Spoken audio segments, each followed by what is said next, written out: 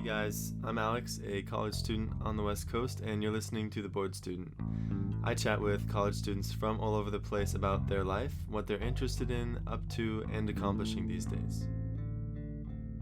I don't know if it's because I'm adopted or this is just how I was raised, but my my self-worth was basically acquainted with how much I did. So the more I did, the better person I was, or the more proud I was making my adopted parents. Hey everybody, welcome to episode 6 of The Board Student. My mic's a little off. I'm just recording from my computer. I don't have my microphone with me.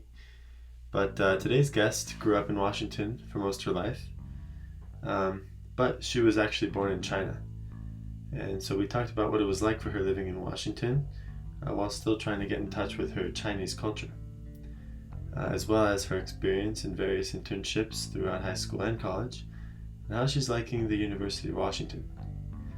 Being the president of Husky Tech, one of the largest student clubs, as well as a tour guide and this summer a project management intern, she's had quite a bit of experience chasing her interests.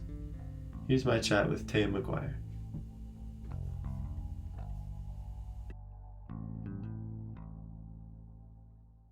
I was actually adopted from China. So I was adopted by two white women.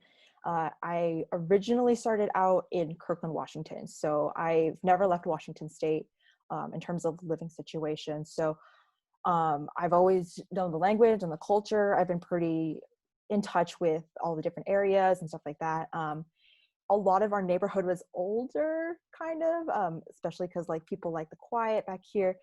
I didn't grow up near a lot of kids my age and stuff, which was kind of sad. But How old were you when you left China? I was 1 year old, so I was brought out in like 2000. I think when I initially came, it was confusing for me from what I was told by my mom. Of course, I don't remember being 1 year old. Uh-huh. But I think my parents did a great job because they they told me early I was adopted, which is kind of obvious because I have two moms, of course, who are both white and I'm Asian. But also they did a great job of being like, this is part of where you come from, and we want you to be able to kind of be able to connect back to that and understand it. So I took Chinese lessons from when I was really, really little all the way up until maybe third grade. I've taken Chinese in high school, even in college. But when I got into high school and I started doing Amnesty International, which is like an international nonprofit organization that works for human rights, Yeah. I started to realize that I had a lot of things and a lot of like privileges that not a lot of other people in the world can say. Mm-hmm. And I think that's also kind of where I started to think about like, who am I? And like, I don't know if every high school student goes through like this quarter life crisis of like, oh no, who am I? Who am I going to be after high school? But that's when I started realizing like, I'm very much adopted. Like sometimes it was like, I'm very lucky to have been like, I know a lot of adoptees hate this word, but like rescued by like these people. Like it was totally by chance, but it's also like kind of, do you believe it was chance or do you believe like you were chosen? And I think in terms of privilege, I'm still kind of questioning, how do I fit into that? And especially with these current movements, like the BLM movement and stuff like that, I kind of realized, even though I have never really like looked fully into myself, like how complicit am I, not just my own skin color and like the privileges that I grew up with, but like how complicit am I with what everybody else has to deal with. Following this topic of self-reflection, our conversation then shifted towards some introspection on why she was always staying so busy in her summer months throughout high school and also college. Yeah, so I mean, I'll just come out. So one of the reasons I did so much and I continue to do a lot is because I don't know if it's because I'm adopted or this is just how I was raised, but my my self-worth was basically acquainted with how much I did. So the more I did, the better person I was, or the more proud I was making my adopted parents, or I think when I was in high school, I just wanted to make my parents as happy as possible because they had kept pushing this message like, we are so excited for you to go to college, you're going to go to a great college, and all these different things. And so I thought, the more I do, the better chances and the happier they'll be with me, and the less they'll regret adopting me. I guess that was a really negative mindset I had, but um, I think that's what drove me to do so many different things all on top of each other. Yeah. Thanks for sharing that. I mean, that's very sincere, Taya. Sorry, I Um, know. I've become more open with these conversations because I kind of connected with an adoptee community on Facebook. So yeah. all these Hey, feelings are coming back.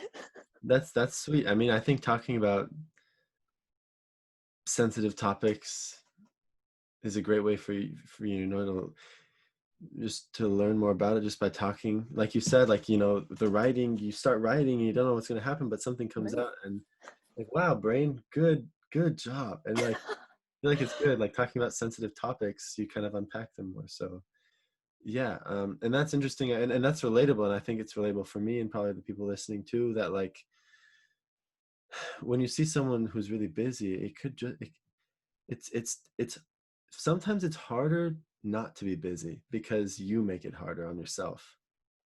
I mean, especially when I was like, people pretend like a lot of, so, especially like, it annoys me when people are like, oh, that person has so many friends, or that person has such a great LinkedIn or resume. Like, Yeah. there's not always like, this person just wants to be achieved. Like, there are many backstories and like reasons people do what they do. It's just not Right. simple as LinkedIn makes it look. Well, well, yeah, I mean, you were clearly busy in high school, and in college, you also found a lot of opportunities. Why did you choose UW? Were you looking anywhere else? Yes. So 12th grade me was like, I am going to go to a small private liberal arts school and study international studies. And my mom said no. Uh-huh. So every other school I got into, so I applied to 7, I got into 6, including UW. And so Mhm. the other 5, I was like, Mom, I want to go to this one. It looks so great. Like, they have a great program. And she was like, not, no. Was it like in Maine or something? Actually, yes. So I looked everywhere from Oregon to here all the way to like the farthest school I think was in Boston, Massachusetts. Oh, hey. It was like Clark University is like a Yeah. small liberal arts. That was my top list. My parents were also like, you got to think like tuition and everything. So I went with UW. Okay. Well, and in-state tuition is great. Yeah, definitely. So do you like now being at UW? Is it what you expected? Is it are you happy that you're here? Well, it has its ups and downs. Of course, Okay. I do love UW. Like, I found some great friends. There's so many great opportunities. A lot less stress now that I'm into my major. I know some people aren't, and like, I'm sorry, that kind of sucks. And like, it always takes hard work and a couple tries to get there. But like, I think once I got into my major, it definitely calmed down. But I think UW is very competitive, and I think they kind of thrive on that competitiveness, especially those capacity constrained majors, and that kind of sucks. So Yeah. I mean, just about everyone that I've talked to about UW, it's just once you get in the major, it's fine. But before that, and there's a lot of opportunities, but before that, it's tough. But Delta Sigma Pi, I didn't even hear about these types of fraternities when I came to UW. What is Delta Sigma Pi? It's open. It's called a fraternity, but girls are in it. okay, yeah. Um, So fun fact I learned is that fraternity is like the original like group, and sorority just means that they're attached to a fraternity or something. Like, it's all girls usually, but like in the original meaning, I think it meant like, oh, we're like the sister group to that. So fraternities are always, they can be co-ed or they can be only boys. And so Delta Sigma Pi is a professional fraternity. So if you're interested, informatics major, you're more than welcome to rush and join. mhm. But we take informatics, economics, and business majors. And so it's hard to describe exactly what it is, but in short, I guess it's like a great community for anybody in those 3 majors to really connect, network, and just create a really nice community. Actually, everybody is so nice. And like I said, with my business application, there were so many people willing to like look over it and stuff. And they're just a really nice group of people. But yeah, they also do like some workshops and stuff.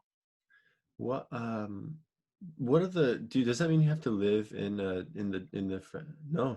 No, um, Huh. yeah. So there are 4 types of Greek life. There's professional, service, social, and one more I can't remember. So usually the social ones are the ones that kind of like live in their houses and stuff. But professional fraternities, there are a couple of others I know in the business school specifically. So Phi Chi Theta and then AK Psi. They're both business fraternities as well, but none of them live in houses. They might live with each other if they're good enough friends, but like no houses. Eye-opening. I didn't know that. Well, Delta Sigma Pi and Lav, I guess you started that this year, but you started Delta last year, is that right? Yes, I started my freshman year. Okay. So you said they accept these majors, but you didn't have a major coming in. I was pre-business, so we accept pre-majors too. Yeah. Okay. You gotta make sure you're polished on your Yep. Okay. Well, do you think joining groups is a little underrated? Like it should be more emphasized when you come to UW, like please join something. I think joining a club when you enter UW is definitely a good idea. I think you will never realize these people exist on campus unless you do join a group and you like meet people. You can meet people through people and then drop the group, of course, but I think it should definitely be emphasized more.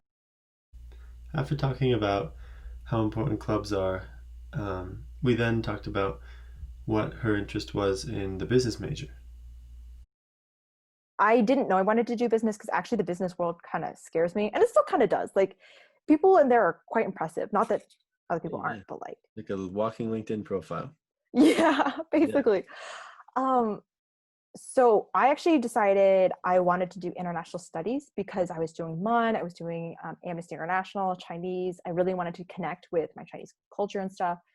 So I wanted to do international business actually, and I that's right. thought international studies was the right way to go. Yeah. And I started talking about the Foster School of Business with somebody I met through a nonprofit that I started. So WISEC, Washington Youth and Students for Equality, was a nonprofit. And so we held a conference at the Foster School of Business through a contact, through a friend of a friend. So his Andy Marzano, I think, and he started talking to me about the international business program, which got me thinking about international study business in Foster School in my freshman year of college. Wow, okay. If that's not super complicated. No, I get that. So it started like with a conversation, just like your introduction to Model UN. Yeah, it's crazy. Things can change in a second. Hey, hope you enjoyed the podcast. Thanks for making it all the way to the end. It means a lot to me. If you want to stay in touch with latest episodes, make sure to follow me on LinkedIn and subscribe to the newsletter on the website. If you or anyone you know is interested in being on this podcast, shoot me a message. It'd be awesome to have you on. Cheers.